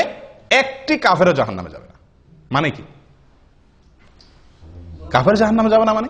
তাহলে কে যাবে জাহান্নামে? জান্নাতে ইমানদার জাহান্নামে যাবে। যখন সে জাহান্নামে যাবে তখন আর কেউ কাফের থাকবে না। থাকবে? সে তো জাহান্নাম দেখার পরে সবকিছু বিশ্বাস করবে না? এই দেখার পরে বুঝার পরে এখন সে বিশ্বাস করলে এটার মূল্য আর নাই। তো এর মানে হলো যে কাফের জাহান্নামে যাবে না। জাহান্নামে যখন যাবে তখন ঈমান আসবে, কিন্তু সেই ঈমানের ভ্যালিডিটি আল্লাহ সুবহানাহু ওয়া তাআলার কাছে আর নাই বা থাকবে না। যাই হোক, তাহলে যেটা বলছিলাম আকিকার ক্ষেত্রে কেন মেয়েদের ক্ষেত্রে একটা, ওই যে নবী সাল্লাল্লাহু আলাইহি ওয়াসাল্লাম বলছেন সেজন্য, আমার কোনো যুক্তি আর প্রয়োজন নাই। কিন্তু এর বাইরে বহু যুক্তি আছে। দেখুন, ইহুদিরা মদিনাতে, ইহুদিদের বসবাস ছিল, তাদের প্রভাব ছিল মদিনার সমাজে। ইহুদিরা মেয়ে হলে কোনো আকিকাই করতো না। আকিকা এটা আগে থেকে চালু ছিল। তারা ছেলে হলে আকিকা করতো, মেয়ে হলে কোনো আকিকা করতো না। কারণ মেয়ে হলে তো সবাই কি এমনি তাদের মেজাজ গরম, জবাই জীবন্ত কবর দিতে পারলে বাঁচে, আবার আকিকা মেয়ে হলে। যাই হোক, এটা মুশরিকদের ভিতরে বেশি ছিল যদিও, কিন্তু ইহুদিরা মেয়ে হলে আকিকা দিত না। নবী সাল্লাল্লাহু আলাইহি ওয়াসাল্লাম একটা দিতে বলেছেন। এর অনেক কারণ আছে, যৌক্তিক কারণ আছে। সবচেয়ে বড় কারণ হলো নবী সাল্লাল্লাহু আলাইহি ওয়াসাল্লামের নির্দেশ। বাস, অনেক উলামা ইকরাম এর একটা কারণ উল্লেখ করেন যে আকিকার ব্যাপারে এক হাদিসে আসছে, আল আকিকাতু আল গুলামু মুরতাহানুন বিআকিকাতিহি, যে কোনো শিশুর জন্মের পরে তার আকিকার বিনিময়ে সে বন্ধক থাকে আল্লাহর কাছে। বন্ধক থাকে। বন্ধক বুঝেন আপনারা? কোন জিনিস কারোর কাছে বন্ধক রাখার মানে কি? টাকা দিয়ে সেই জিনিসটা আমি কি করতে পারবো? ছাড়াতে পারবো। না ছাড়াইলে ততক্ষণ পর্যন্ত ওইটা আমার হবে না।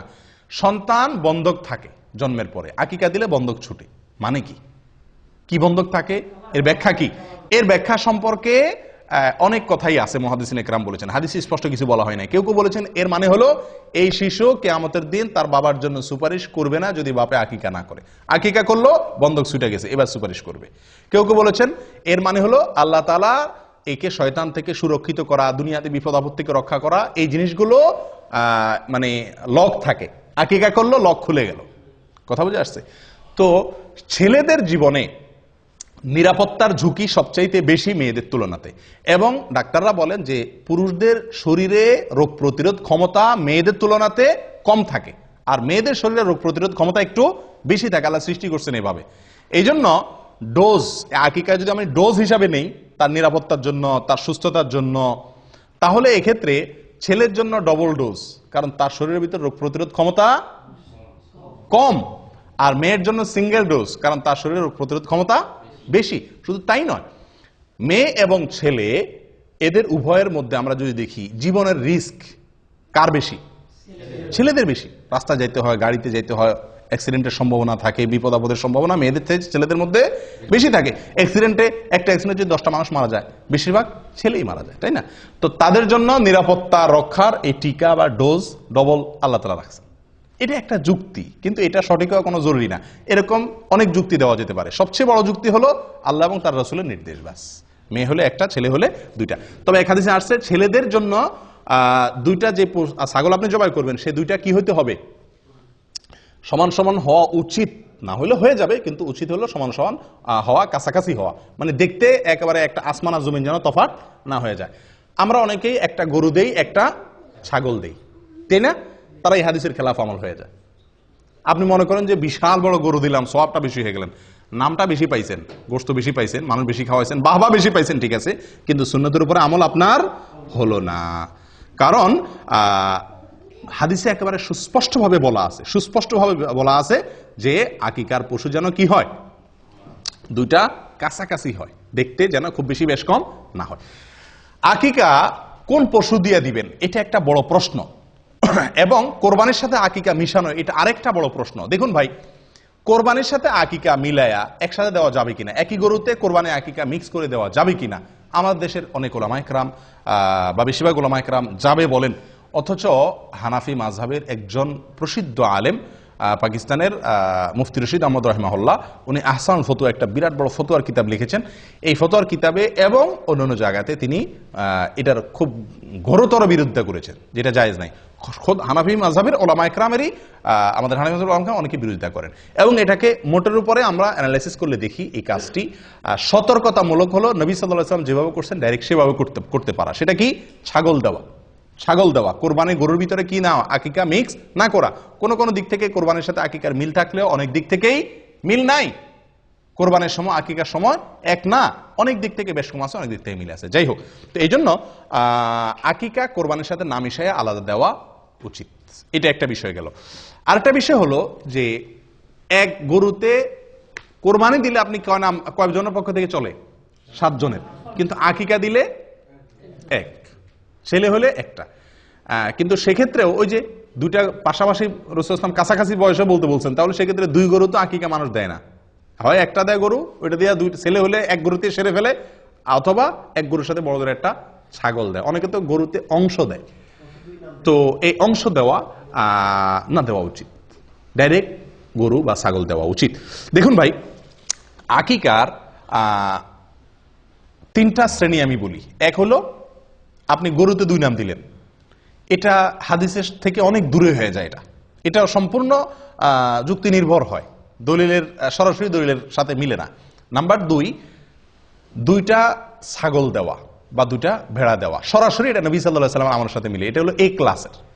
আরেকটা হলো যে একটা গরু দিলেন, একটা ছাগল দিলেন, এটা কোন রকমের চলে, বুঝে আসছে কথা? কিন্তু সবচেয়ে উত্তম হলো 2টা ছাগল দেওয়া। আকিকা যদি কেউ দিতে না পারে, সমস্যা আছে? কোনো বিশেষ কোনো অসুবিধা নাই, হারাম না, কারণ এটা ফরজও নয়, ওয়াজিবও নয়।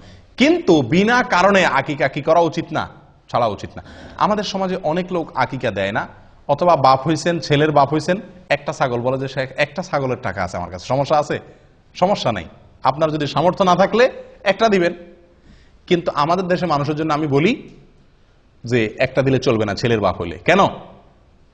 কারণ ছেলের বাপে যদি বলে যে আমার সামর্থ্য নাই, আমার তার সাথে কথা আছে। কেমনে সামর্থ্য নাই আপনার? আপনার সামর্থ্য নাই কেমনে আমার বুঝাই দেন।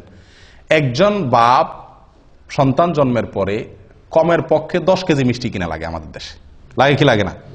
হাসপাতালের ডাক্তার, আয়া, দারোয়ান, বাড়ি, শ্বশুর বাড়ি, বন্ধু বান্ধব, আশপাশের প্রতিবেশী দিতে দিতে মিনিমাম 10 কেজি লাগে, আপনার মিষ্টি লাগে। ঢাকা শহরে যদি আপনি মিষ্টি কিনতে যান, 400 টাকা মিষ্টির কেজি। 10 কেজি মিষ্টির দাম কত হয়? 4000 টাকা। 4000 টাকা মোটামুটি একটা ছাগল পাওয়া যাবে কি যাবে না? তো আপনি যদি বলেন যে একটা ছাগলের টাকা আছে আমার কাছে, আমি বলবো আরেকটা ছাগলের টাকা আমি বাইর করে দিচ্ছি। আপনার মিষ্টি খাওয়াইতে বলছে কি? এটা আরেক ভুল। সন্তান জন্মগ্রহণ করার পরে আমরাও ভুল করি, যারা খাওয়াইয়া পাটি তারাও ভুল করি, আর যে খাওয়ায় সেও ভুল করে। আমরা সন্তান হইলে বা কিছু হইলে বলি কি ভাই, মিষ্টি খাওয়ান। আশ্চর্য, শরীয়ত আপনারা বলছে গোশত খাওয়ার অধিকার দিচ্ছে, আপনি গোশত না চাইবেন, আপনি চাইবেন লাহাম, আপনি চান মিষ্টি। এটা বোকামি না? আর যে খাওয়ায় সেও ভুল করে, কারণ সে মিষ্টি খাওয়ালে তো আর আকিকা মাফ নাই। এদিকে মিষ্টি কিনে আবার এদিকে আকিকা কিনে, ডবল খরচ না? আপনার কাছে কেউ মিষ্টি চাইলে আপনি তারা হাইকোর্ট দেখাই দেন, বলে দেন যে আকিকার দিন আইসেন।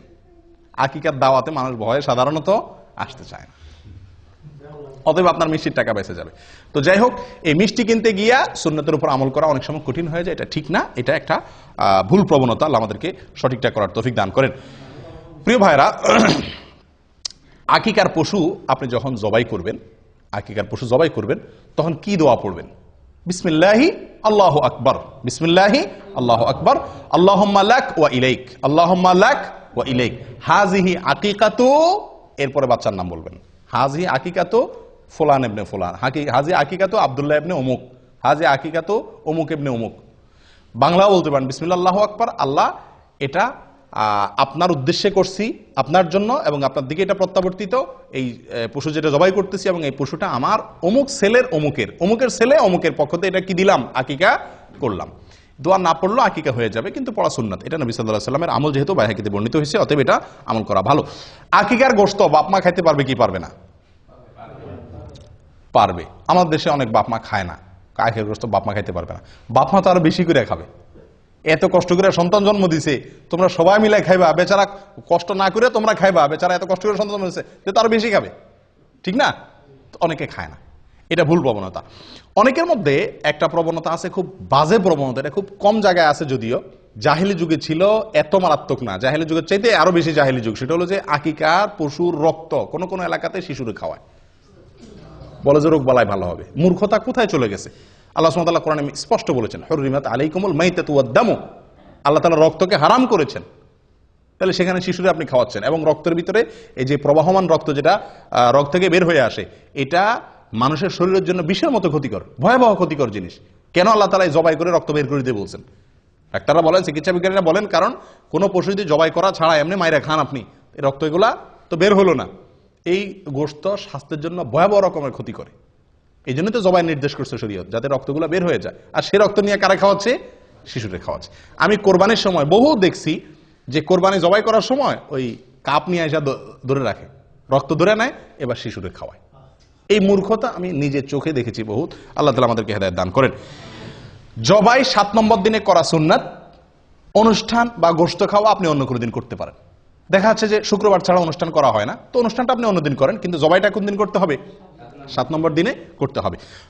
আকিকার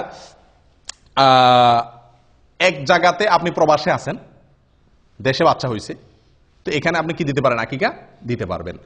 আবার বাচ্চা হাসপাতালে আছে, 7 নম্বর দিন এসে গেছে, আকিকা আপনি বাসায় দিতে পারেন। বাচ্চা নানা বাড়ি আছে, আকিকা দাদার বাড়ি দিতে পারেন, কোনো অসুবিধা নাই। বাচ্চা কোথাও আছে এটা দেখার দরকার নাই, যে কোনো জায়গায় দিলেই হলো। 2টা ছাগল দিবেন, ছেলে হয়েছে, দেশে একটা দিলেন, এখানে আরেকটা দিলেন, অসুবিধা নেই, চলবে। আমাদেরও খাওয়ার ব্যবস্থা রাখলেন, শুধু দেশেই সব খাওয়াইলেন না। আকিকার অনুষ্ঠান শেষ, আকিকার ঘরে শেষ কথা, আকিকার অনুষ্ঠান। কি অনুষ্ঠান রে ভাই? আকিকার অনুষ্ঠান। আকিকার অনুষ্ঠান আমাদের দেশে এটা একটা জুলুমের অনুষ্ঠান হয়ে গেছে। আকিকার অনুষ্ঠান করাতে দোষের কিছু না, কিন্তু আকিকার অনুষ্ঠানে যে চাঁদাবাজি হয়, এটা অত্যন্ত নিকৃষ্টতম একটা কাজ। আপনি বলবেন মানুষ খুশি হয়ে দেয়, আমি বলবো না। খুশি হয়ে 100 জন অতিথি থাকলে তার ভিতরে 20 জন হয়তো মন থেকে খুশি হয়ে দিচ্ছে, বা 30 জন দিচ্ছে, বা 50 জন দিচ্ছে। একটি লোকও যদি নাখোশ হয়ে আপনার সিস্টেমের কারণে দিতে বাধ্য হয়, লজ্জায় পড়ে দেয়, তাহলে আপনি তার গুনাহগার। এই উপহারটা আপনার জন্য হারাম হয়ে গেল। নবী সাল্লাল্লাহু আলাইহি ওয়াসাল্লাম বলেছেন, লা ইয়াহিল্লু মালু ইমরিইন মুসলিমিন ইল্লা বিতিবি নাফসিহি। কোন মুসলমানের মাল তার সন্তুষ্ট চিত্তে না হলে, মন থেকে সে খুশি হয়ে না দিলে, বাধ্য হয়ে দিলে, এটা জায়েজ নেই, হারাম। এটা হলো চাঁদা। এটা হলো কি? চাঁদা। আমি বলি মাস্তানরা যে চাঁদাবাজি করে আমাদের দেশে, মাস্তানরা যে চাঁদাবাজি করে, ওইটা আর এই বিয়ের উপহার আর আকিকার উপহার, এই 2 চাঁদা, এটারও আমি চাঁদাবাজি বলি। এই চাঁদা আর মাস্তানের চাঁদা, এই দুইটার ভিতরে পার্থক্য একটা, মূল জিনিস একই। পার্থক্য কি? পার্থক্য হলো মাস্তানে চাঁদাবাজি করার সময় কিছু খাওয়াইটা হয় না, ডাইরেক্ট চাঁদাটা নিয়ে নেয়। আর আকিকার অনুষ্ঠান, বিয়ের অনুষ্ঠানে এক থাল খাওয়াইয়া চাঁদাটা নেন। এই হলো 2 চাঁদার ভিতরে পার্থক্য। কিন্তু বেশিরভাগ লোক না হইলেও, কিছু লোক হইলেও নাখোশ হয়ে যায়। বিশেষ করে এই অনুষ্ঠানগুলোতে একান্ত কাছের বাচ্চার, খুব কাছের লোক, ফুফু ভাই, এরা হয়তো একটা চেইন দিল, একটা আংটি দিল, বা একটা কিছু দিল, নগদ টাকা দিল, অসুবিধা নেই। কিন্তু অন্যান্য অনেক লোক আছে যারা আকিকার অনুষ্ঠানে খালি হাতে যাইতে পারে না। এই দেশে এই কালচারটা নেই। আমাদের মোহাম্মদ আলী গত শুক্রবারে আকিকার এক দাওয়াত পাইছে, তো আমারে বলে শেখ এরাবিয়ানদের দাওয়াত, তো আমারে বলে শেখ কি নিয়ে যাবো? আমি বললাম যে এখানে তো নেওয়ার সিস্টেম নাই, নিলে তুমি বেকুব হইবা, সবার সামনে শরম পাইতে হবে, কেউ নিবে না, তুমি একলা নিবা। সে আমার কথা শুনে নাই, না শুনে ওই সাবিল থেকে বাচ্চার জন্য গিফট কিনে নিয়ে গেছে। বুদ্ধিমানের কাম করছে, গায়েত রাখছে আগে, নিয়ে আগে বেজ্জত হয় না, যায় দেখে কেউ কিছু আনে নাই, তখন সে একলা নিলে বেকুব হবে না, আর আনে নাই। তো এই দেশে এই সিস্টেমটা নেই। দাওয়াত দিচ্ছেন, খেয়ে চলে যাবে। আপনি দাওয়াত দিয়া টেবিল আর চেয়ার নিয়ে বসা, আমি বলি আকিকা বিয়ের অনুষ্ঠানে যে গেটে টেবিল চেয়ার নিয়ে বসে না, এটা এক তো মাস্তানের চাঁদাবাজির সাথে মিল আছে, আর হলো ভিক্ষুকের ভিক্ষার সাথে মিল আছে। পার্থক্য হলো এতটুকু, ভিক্ষুকে ভাঙা থাল নিয়ে ভিক্ষা করে, আর আপনি টেবিল আর চেয়ার নিয়ে ভিক্ষা করেন, এই হলো পার্থক্য। ভিক্ষুক ভিক্ষার সময় ভাঙা থাল নিয়ে বসে, আপনি টেবিল আর চেয়ার নিয়ে বসলেন। নিকৃষ্ট একটা কালচার হয়ে গেছে আমাদের দেশে এগুলা, বাধ্য হয়ে মানুষ, এটা সিস্টেম হয়ে গেছে। কেউ যদি বাচ্চাকে খুশি হয়ে কিছু দিতে চায়, ওপেন, আগে পরে কত সময় সে দিতে পারে।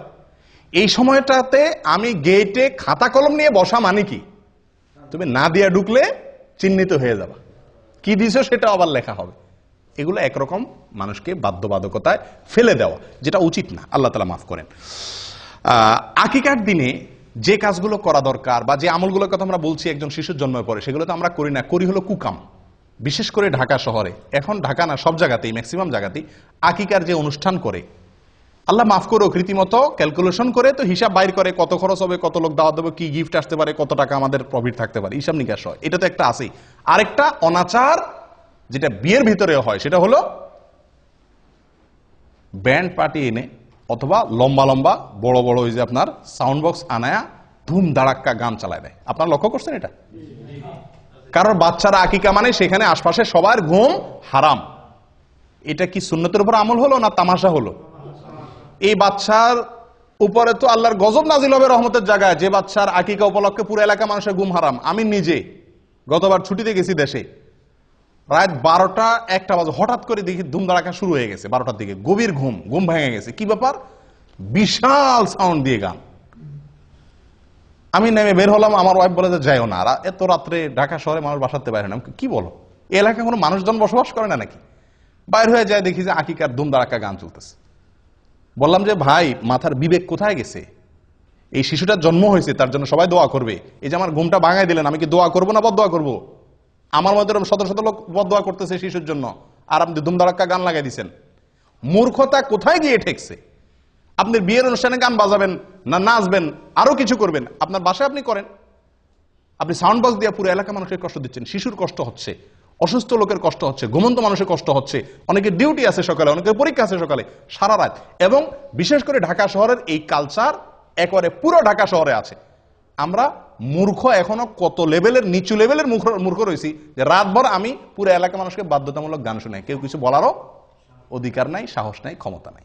মূর্খতা কোথায় চলে গেছে? তো আকিকার অনুষ্ঠানকে এটা বেবরকতি করে, কল্যাণ নষ্ট করে এই সমস্ত গান বাজনার কারণে। আল্লাহ হেফাজত করেন। প্রিয় ভাইরা, 9 নম্বর আমল হলো বাচ্চার মাথার চুল কাটা, চাঁচা 7 নম্বর দিনে। এবং চুল চাঁচার পরে আরেকটা আমল আছে, যেটা হয়তো আপনারা অনেকে জীবনে প্রথম শুনছেন। সেটা হলো চুল চাঁচার পরে চুলের ওজন পরিমাণ রূপা আল্লাহর রাস্তায় দান করা। চুলের ওজন পরিমাণ রূপা আল্লাহর রাস্তায় দান করা। কয়জনে করছেন হাত তোলেন? 2 জন করছেন, মাশাআল্লাহ। আর কেউ করেন নাই?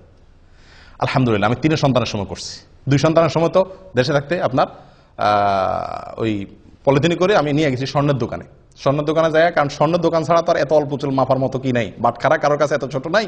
তো তাদের কাছে মাপাইয়া তখন 25 টাকা না 35 টাকা এরকম অল্প কিছু হয়েছে দিয়ে দিছি। মনে রাখতে হবে এটা একটা আমল, সুন্নাত।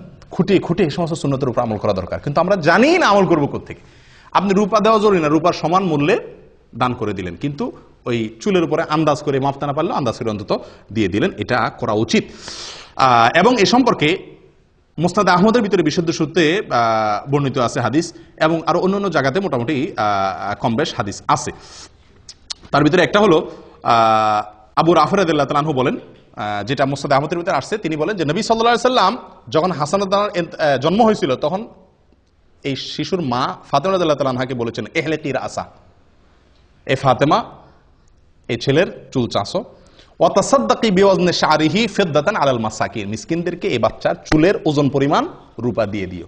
কে বলছেন? নবী সাল্লাল্লাহু আলাইহি সাল্লাম। কাকে বলছেন? ফাতেমা রাদিয়াল্লাহু তাআলা আনহাকে। অথচ এই আমলটা আমরা জানিই না। এটা করার চেষ্টা করবেন তো ইনশাআল্লাহ, আল্লাহ তাআলা তৌফিক দান করুন। 10 নম্বর আমল হলো, এটা আরো বিদায় হয়ে গেছে, এটা আমি নিজেও জানতাম না, এবং আমার 3 সন্তান কোনোটার সময় করি নাই। সেটা হলো যে সন্তান জন্মের পরে জাফরানের কালার দিয়ে টাকের মধ্যে একটু লাগাই দেওয়া, মাথা কালার করা, হালকা একটু আনন্দের অংশ হিসাবে। এগুলো কোনো জরুরি আমল না, কিন্তু হাদিসে বর্ণিত আছে। হাদিসটা শুনেন, আয়েশা রাদিয়াল্লাহু তাআলা আনহা বর্ণনা করছেন, এবং এটি সহিহ ইবনে হিব্বানের ভিতরে আছে, এটাও সহিহ সূত্রে বর্ণিত। তিনি বলেন, জাহেলি যুগের মানুষ, জাহেলিয়াতের যুগের মানুষ আকিকার পশুর রক্ত নিয়ে বাচ্চার মাথা চুল চাচার পরে ওটাতে কি করতো? মাখায় দিত। তো রক্ত নাপাক, হারাম জিনিস, এটা দিয়ে বাচ্চার শরীর মাখাবে, এটা তো ভালো জিনিস না করো। নবী সাল্লাল্লাহু আলাইহি ওয়াসাল্লাম তখন নির্দেশ করলেন সাহাবীদেরকে, ইজআলু মাকানাদ দামি খালুকান, তোমরা রক্ত না মাখায়া রং মাখাও। জাফরানের রং হলে সবচেয়ে উত্তম বা বেস্ট। এটা কোনো জরুরি কোনো আমল না, করতে পারলে করলেন, না করতে পারলে নাই। এবং একইভাবে সুনানে আবু দাউদের ভিতরেও এই বিষয়ে হাদিস বর্ণিত আছে, বুরায়দা রাদিয়াল্লাহু তাআলা আনহু থেকে একই জিনিস প্রমাণিত হয়। তাহলে 10 নম্বর আমল হলো মাথায় রং দেওয়া, এবং সেটা চুল চাঁচাটা ছেলে হোক মেয়ে হোক সবার জন্য 7 নম্বর দিনে হলে উত্তম এবং সুন্নাত। 11 নম্বর শেষ আমল, 13টা বলছিলাম না, 13টা না 11টা ভুল বলছি। 11 নম্বর শেষ আমল হলো খাতনা করা। কি করা ভাই? খাতনা মানে মুসলমানি করা। এবং এই মুসলমানিটা 7 নম্বর দিন করা উত্তম। কবে করা উত্তম? 7 নম্বর দিনে। চিন্তা করেন, এত ছোট বাচ্চারা কেমনি মুসলমানি করাবে? ছোট থাকতেই মুসলমানি করাতে সুবিধা, ছোট থাকতেই মুসলমানি করতে সুবিধা। আমার ছোট ছেলেটাকে এখানে মুসলমান করছি 7 নম্বর দিনে। মুসলমানি করে ডাক্তার নার্স আইনে আমার কোলে দিল, 1 ফোঁটাও কাঁদে নেই বাচ্চা। পরে একটু হালকা করে কাঁদছে, এবং কয়েকদিন ভিতরে শুকায় গেছে, আমরা টেরই পাইনি। কিন্তু বড় ছেলেটাকে মুসলমানি করাইছি, বড় হওয়ার পরে ওইটা মুসলমানি করার সময় মনে হয় হাসপাতাল মনে ভেঙে ফেলবি অবস্থা করে ফেলছে। আর গ্রাম দেশে যদি মুসলমানি করানো হয়, হায় রে হায়, ওরে দৌড়ায় ধরতে তো 3 জন লাগে। বেচারা দৌড়াইয়া ধরে আনলেন, এরপরে হাত বাঁধরে, পাও বাঁধরে, একজনের পাও ধরো, একজনের হাত ধরো, একজনের চোখ বাঁধো, এরপরে ছেলের কান্দা, এরপরে ছেলের মার কান্দা, ছেলের বাপের কান্দা, পুরো এলাকা গরম হয়ে যায়, তাই না? কারণ ওই সময় আসলেও কষ্ট হয়। যত বড় হয় তত মুসলমানি করা কষ্ট হয়, যত ছোট থাকতে মুসলমানি করাবেন তত সহজ। 7 নম্বর দিনে করতে পারলে সবচেয়ে ভালো। হাসপাতালে নিয়ে যান, ডাক্তারদের বলেন করে দিবি, একেবারে টেরি পাবে না, সবচেয়ে সহজ। যাই হোক, এটা 7 নম্বর দিনে করতে হবে এমন কোনো জরুরি না, কিন্তু এটা খুব গুরুত্বপূর্ণ। এই যতগুলো আমল বললাম 11টা, এর ভিতরে সবচাইতে জরুরি আমল হলো এই শেষেরটা, খাতনা করা। এটাকে সুনানুল ফিতরা বলা হয়েছে। এমনকি এই খাতনা মেয়েদেরও করাইতে হয় যদি প্রয়োজন হয়। এই খাতনা হলো লজ্জাস্থানের সামনে যে অতিরিক্ত অংশ চামড়া দলা হয়ে থাকে, এর পেঁচে পেঁচে পেশাব থাকে, নাপাক থাকে, পরে এগুলো অ্যালার্জি হয়, স্বাস্থ্যের জন্য ক্ষতি হয়, নাপাকও থাকে, অনেক সমস্যা হয়, এটাকে কেটে ফেলে দিতে হয়। তো আমাদের দেশে সাধারণত মেয়েদের শারীরিক গঠন সেরকম না, যার কারণে আমাদের দেশে এটা প্রয়োজন হয় না, কিন্তু অনেক দেশে প্রয়োজন হয়। শারীরিক গঠনের কারণে খাতনা বাচ্চাদেরও, মেয়েদের ক্ষেত্রেও করতে হয়, কিন্তু ছেলে মেয়ে সকলের জন্য এটা বিধিবদ্ধ। তাহলে মোট 11টা আমল আমরা জানলাম। কার জন্য এগুলা? একটা শিশুর জন্মের পরে তার অভিভাবকদের বা আমাদের অন্যদের করণীয় 11টা আমল আমরা বলেই তো বাই সিরিয়াল। 1, প্রথম আমল কি? সহবাসের সময় দোয়া করা, শয়তানের আশ্রয় চেয়ে নেওয়া। নাম্বার 2,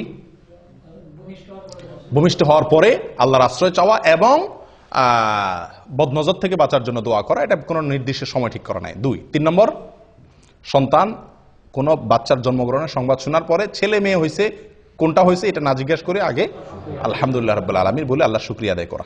4 নম্বর আমল বলেন, আপনারা কি শুনছেন? আকিকা বহুত পরে আজান দেওয়া, বাচ্চার কানে আজান দেওয়া 4 নম্বর। 5 নম্বর হলো তাহনিক করা, তাহনিক, খেজুরের রস তার মুখে দেওয়া 5 নম্বর। 6 নম্বর আমল বলেন।